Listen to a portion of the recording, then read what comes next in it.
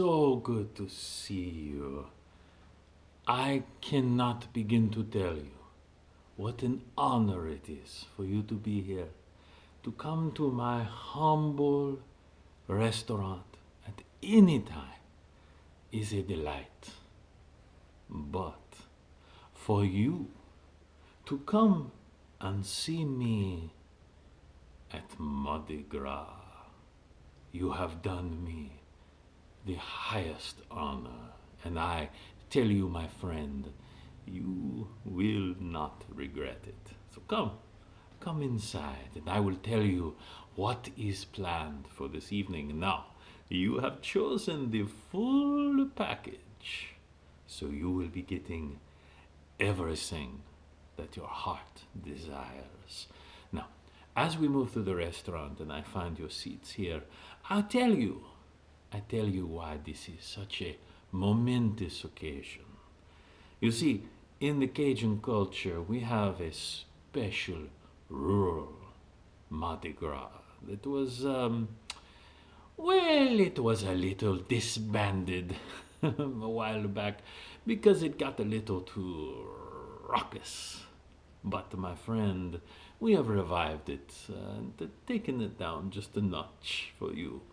In the old days, and I'm told some of my very own ancestors are among them, the men, they would put on masks and they would ride through the countryside and they would go from house to house and they would sing and they would play some music and they would dance and they would give them ingredients for the great feast later.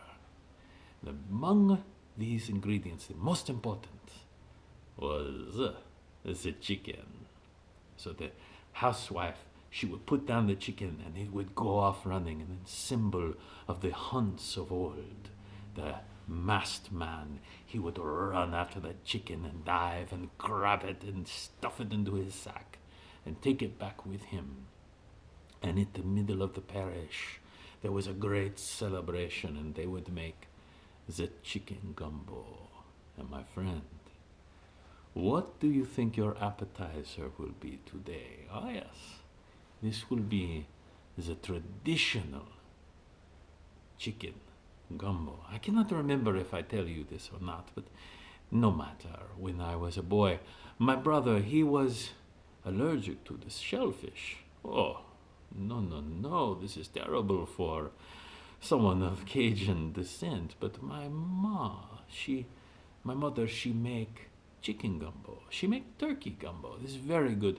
Turkey gumbo after Thanksgiving at my house. Oh, it is the best.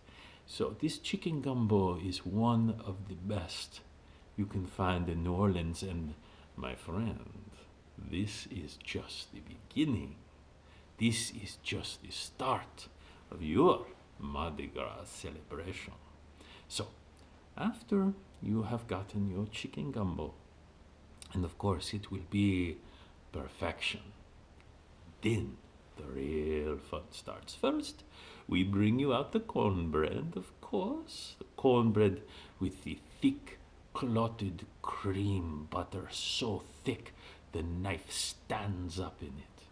And you put that butter right in the center of your cornbread and have yourself a nice big bite. What this will do, it will cleanse your palate and prepare you for what is to come next.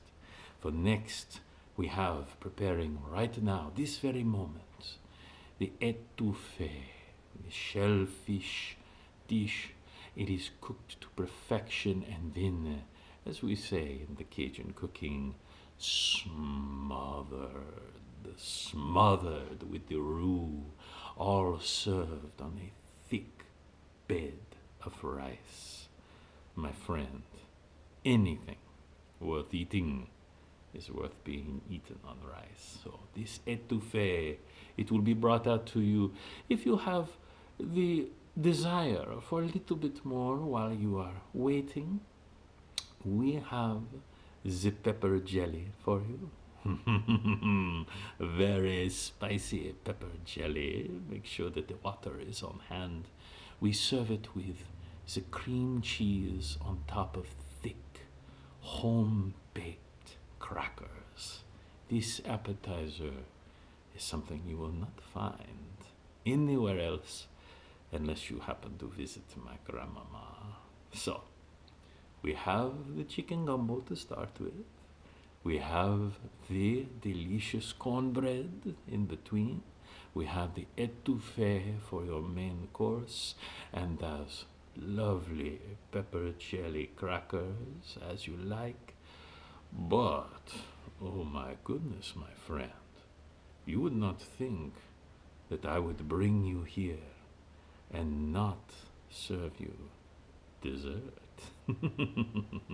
Mais no, I actually have two desserts for you and all of your friends. The first it is not my favorite, but it is a favorite of the house. It is the tarte de bouillon. It is a fried dough that is a lemon tart. It is simply because this I do not care for lemon, as some people do. But if you care for lemon, you will die with happiness, and I would be ashamed if you did not at least try this delicious tarte de bouillon. But my favorite is coming right after that. Oh yes, we have a freshly baked batch of pecan pralines. And the pecan pralines are ready for you. I remember going to see my grandmama at Christmas time, and I would hear the sound. You don't understand. It is so labor intensive to make pralines properly. You stir them without stopping constantly under the heat, or they will burn. You stir and you stir and you stir, and even when you are done, you pour them out and you stir more and you stir more until you start to hear this sound. It is the smack. And when I would hear that, I would know it was time. My grandmama, she would bring me in and she would have me help spoon them on to the cookie dish. It is the only cookie dish that is done when it goes onto the cookie dish. For all it needs to do at that time is to cool this thick caramel concoction, more sugar than anything, filled with fresh picked pralines from my grandmama's front porch. Ah, those pecans are to die for, and a few of them may have made their way here to my restaurant. So, you will enjoy that praline with some black coffee. But speaking of the coffee, I have forgotten one of the most important joys of Mardi Gras. We are, of course, about to enter Lent, where we will give up so many things, and as I so often do, give up the alcoholic beverages. So, with this meal, you have the chicken appetizer, you have the seafood for the entree.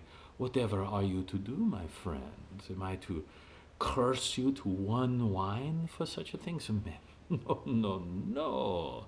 I have these delightful little tiny wine glasses, and I have over 1 dozen bottles of wine, all of which have been opened tonight just for your friends and you. And you sample them, you try them. We will offer recommendations, of course, but it is all up to you at the end of the day. What I have found is that the smaller the wine glass, the more one tends to drink. So do not feel your inhibitions. Along with the many services we will be providing this evening, the Uber drive back is already provided, so do not worry about transportation. Drink to your heart's content. But the very last thing that I want you to know is you have paid for the premium package. And you know what that means, of course. You will be sitting out on the balcony. You will be out on this balcony and you will watch the Mardi Gras parade go by. You will see it in all its glory. The costumes, the lack of costumes, all of it will be for your pleasure as we bring this exquisite meal out to you over the next several hours. And of course, we will provide for you a multitude of beads that you can throw as benevolent kings and queens to the audiences below. What you ask them to show for these beads is, of course, entirely up to you. So, are you ready, my friend? I think I can smell that chicken gumbo, that piece to my very past, is just about ready. Why don't you have a seat? And of course, bon appetit.